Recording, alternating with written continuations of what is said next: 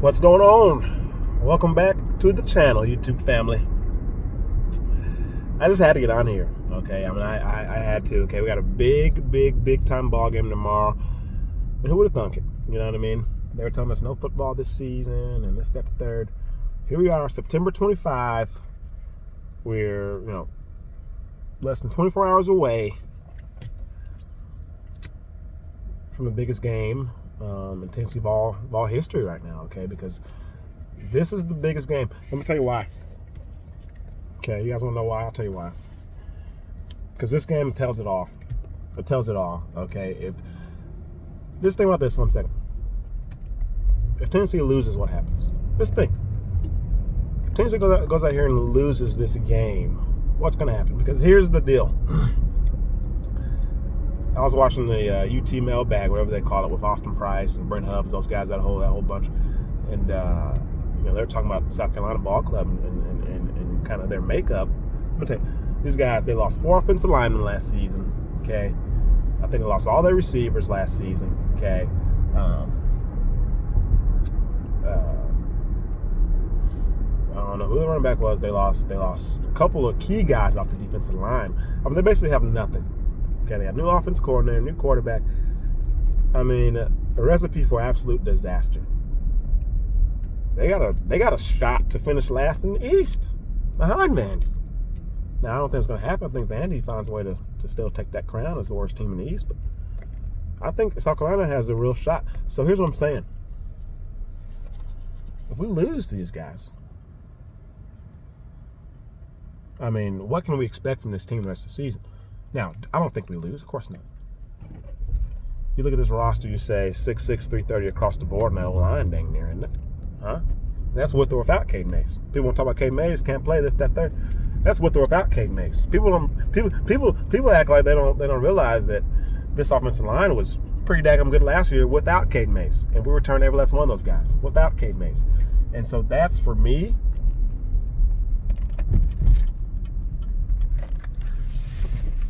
that's what gets me excited.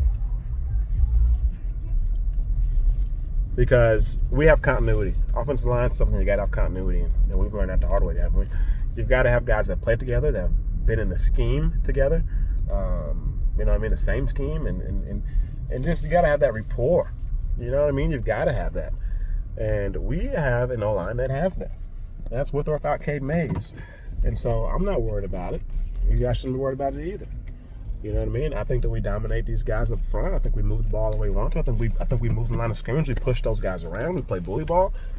I mean, we're better than them at every single position. I'd even say quarterback. And people say, well, how can you say that? And you know what? You're right. I really shouldn't say it because I've come on here 2 years in a row and I've said, hey, JG's gonna have a big year, yada, yada, yada.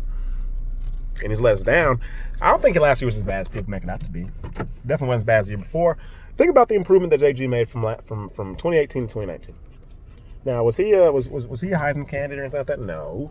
Okay, did he wow you? No. But think about the good moments that he had. Like, his good moments were really good. Think about Missouri. Think about even South Carolina last year. He did really good in those games.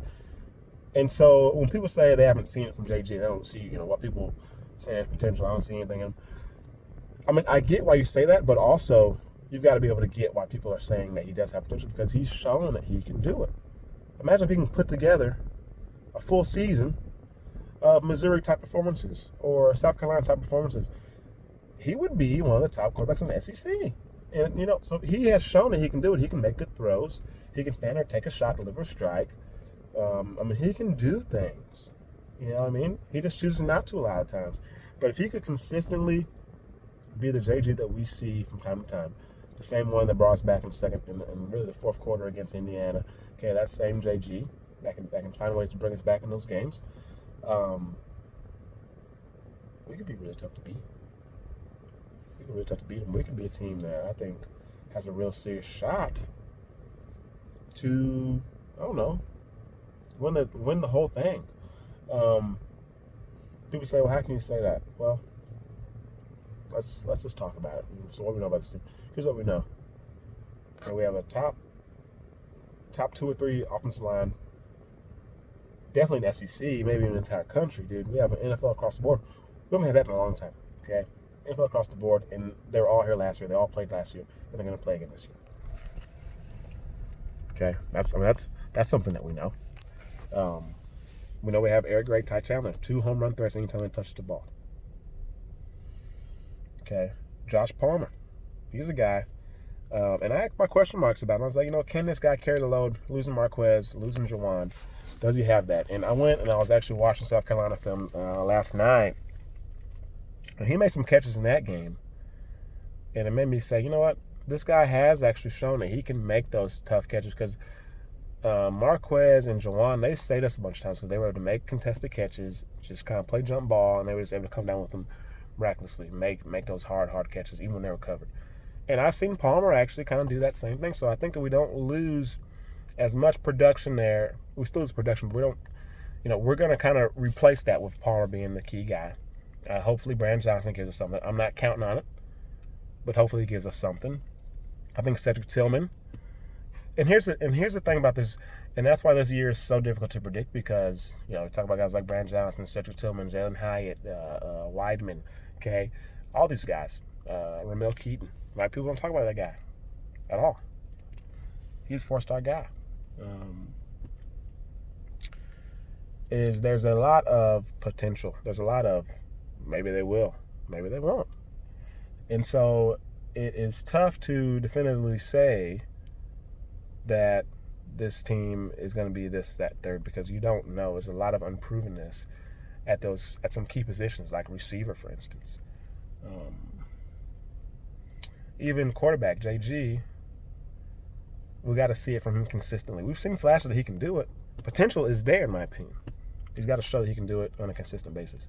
Receiving corp, the potential is there. You look at a guy, Michael Weidman, you say this guy should be All-SEC 3 years in a row and then go pro.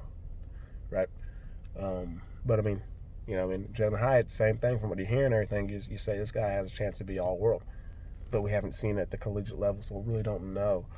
Bill Keaton, same thing. You just don't know.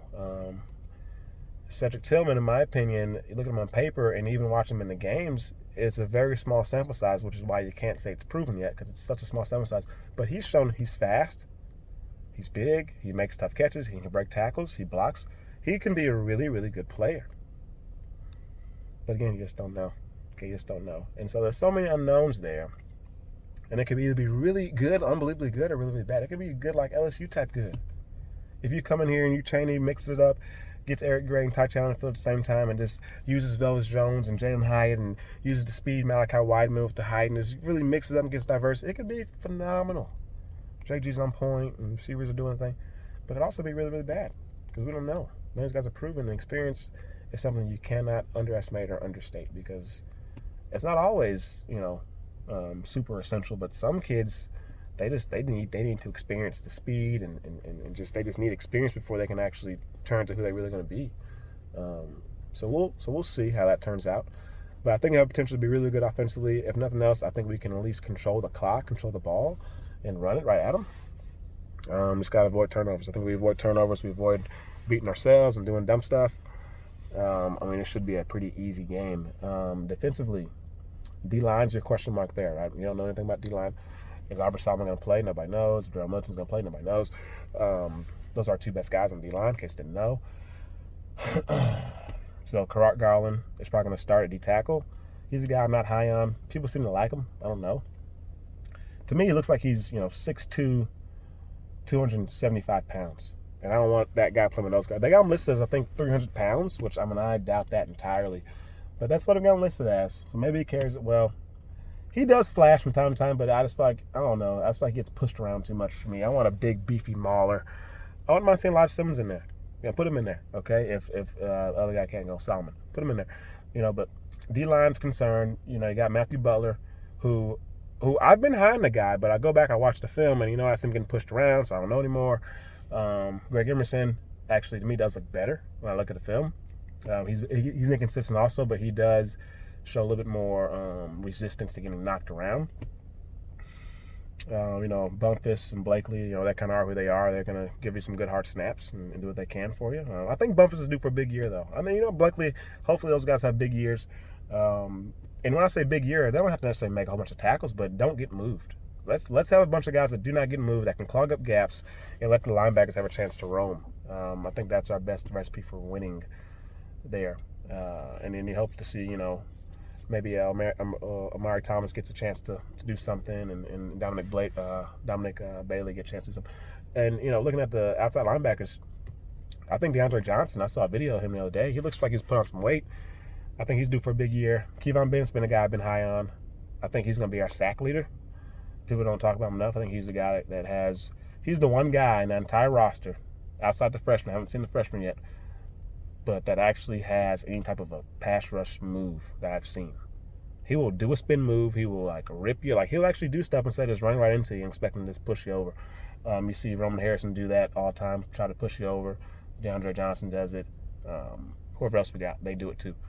Okay, so hopefully these freshmen bring in some creativity and maybe show these older guys. Because we saw once Maurer got in last year, I'm not changing the subject a little bit, but just kind of using an example. Once Maurer got in last year against Georgia, I think that's when JG started to figure it out. He's like, man, you know what? I can just go out there and play ball. He saw how easy Maurer made it look, 3-star guy of Ocala, Florida. He said, well, heck, I can do it too, when he started playing much better once he saw Maurer do it. Maybe these freshmen will give these upperclassmen kind of that light bulb moment, say, hey, I can do that too. And maybe this will be a domino effect. Who knows? But pass rush, and Pruitt, he's been saying it. Here's one thing we know about Pruitt. He's going to keep it 100. If he says pass rush is lacking, it's lacking. I don't give a dang how good the O-line is, because Pruitt knows, hey, you know what? We're going to see an O-line as good as ours at some point. So, if our O-line handles us, then that O-line's going to handle us too. So, yeah, you got to be able to do it against the good guys too. And so there's no excuse about how good our O-line is in practice. That D-line needs to pick it up if Pruitt's saying that. So that's on the table there. And just kind of moving on to the inside guys. You love Henry T, don't you? All-star guy. Let's enjoy every snap we get to watch this guy play, because we're watching a living legend, one of the all-time greats in ball history. We're watching his whole career, his whole legacy kind of transform or transfold, unfold, whatever you want to say, before our very eyes. So let's not take for granted a single second he's on that field, a single second he's wearing orange, because you know what? He'll be gone in a couple of years. He's going to go pro. So let's enjoy it while we can. Carreras Crouch and the other guy, Jeremy Banks. Who is it going to be? I've been hearing Banks, so I don't know. We'll see what happens there. I like Banks a lot. I think he's a hard-nosed guy. Obviously, he's athletic. I think he gives you more athleticism than Crouch. And he's probably even a little more pop, because just how aggressive he is. And so I guess the only question mark as to maybe why you start Crouch is Crouch has more experience playing, obviously, last year. And maybe he has a better understanding of the defense. But other than that, I think that he's actually probably a little bit better than Crouch on paper, in my opinion. I like Crouch a lot. And I'm so thrilled that he chose Tennessee. He could have went to pretty much anywhere in the country. He chose us. And so I do hope that, he's able to find a place on the field. They'll probably rotate him and Banks a lot. They'll get some rotation. But, I like Banks a lot. I like Crouch a lot, too. Crouch's only thing that concerns me about him is he doesn't seem like he's very fluid in the hips. And I can see him being a liability in pass coverage. And so, I don't know. I feel like Banks would be much better in pass coverage than the other guy, Crouch. So that's kind of my opinion. I probably actually would give Banks the edge if I was choosing who should start there. And then look at the secondary, all world. Okay, we should give up a yard passing. I think we're going to see so much creativity from Pruitt. He's going to really let his creativity shine. I'm so excited I can't even talk because I have too many thoughts to even speak them. He has guys that have been there. Okay, they're talented, and they're pretty much the type of guys he wants. He wants long-range guys. Now, you look at, Bryce Thompson. He's 5'11", but he's our probably best corner, right? And then Trayvon Flowers and Tate McCullough, they aren't really long. But, they're smart. They're savvy guys. You do have Theo Jackson, who's long. You have Keyshawn Lawrence, who's long. You have some length back there in the safety spot. And, of course, Lante Taylor's pretty long. And so he's starting to build that roster. He's almost got it where he wants it, okay? He's got Keyshawn Lawrence. He's going to continue to try to add long-range guys in these upcoming classes. But you expect him to be in your face, to be blitzing, exotic, disguising coverages, combo coverages, all types of stuff that's going to be out of this world, and expect these guys to be able to pick it up and understand what they're doing without even thinking about it. I can't wait to see what happens out there in that field. I expect us to dominate. I don't see how they move the ball unless our D-line is as bad as Pruitt's made it seem, which even still, with them having 4 new offensive linemen, you still got to like our odds there. You have to. I mean, if we get pushed around, like I said, that's why it's a big game. Because if we get pushed around Saturday, let me tell you, it's over with. And if it's over with, it's going to be over with every other week after this. And what we're going to do with Pruitt at that point? I know we're just extending them, but here's the deal. If Pruitt doesn't show us what we want to see this year, and he's shown me everything, but I mean in terms of the record, I think now we're year 3, we should start to see it record-wise, or at least on the field-wise. In terms of we're not getting blown out by Alabama and those guys every year. Like, we're giving them a really, really tough game. We gave them a good game last year, but I mean, like, we're not getting blown by anybody. We're competitive in every game that we play. If we're not doing that, then you really have to start asking serious questions. And then, the biggest question, in my opinion, I had to ask is, if not Pruitt, then who? Ask yourself that. But let's not get into that because we're going to dominate these guys. I mean, I'm expecting a big one. I mean, I expect us to put up 30-something points and just have our way, offensively and defensively. They might get a field goal. I mean, this is how I feel. I know I say this every year in the opener. My expectations are always sky high, but I really believe in this team this year, man. I think a 38-3 is a legitimate reality. And that's my pick, man. Vols 38, SC Junior 3. So that's my take on it, guys. Love to hear your thoughts on it below. Anything else you'd like to talk about, comment it below. And hey, we'll see you guys tomorrow. Go Rocky Top, go Vols. Let's keep on rocking, baby.